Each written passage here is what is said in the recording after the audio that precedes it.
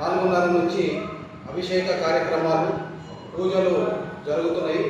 దీనికి ఓదెల పట్టణ ప్రజలు కాకుండా చుట్టుపక్కల ప్రాంత ప్రజలు కూడా సుమారుగా ఈరోజు పవిత్ర దినం కాబట్టి సోమవారం కాబట్టి 2,000 పైనుంచి 2,500 మంది భక్తులు ఈ శివాలయానికి వచ్చి స్వామివారి దర్శనం చేసుకుంటారు.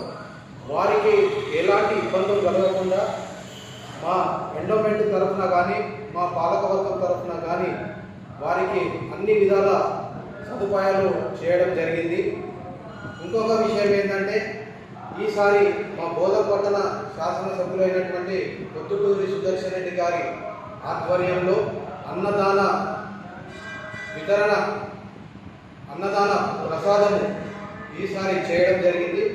భక్తులందరూ అధిక సంఖ్యలో వచ్చేసి ఆ ప్రసాదాన్ని స్వీకరించగలరని చెప్పేసి మేము కోరడం జరుగుతుంది. ఇంకొక విషయం ఏంటంటే ఈ శివలింగానికి ఈ అన్నము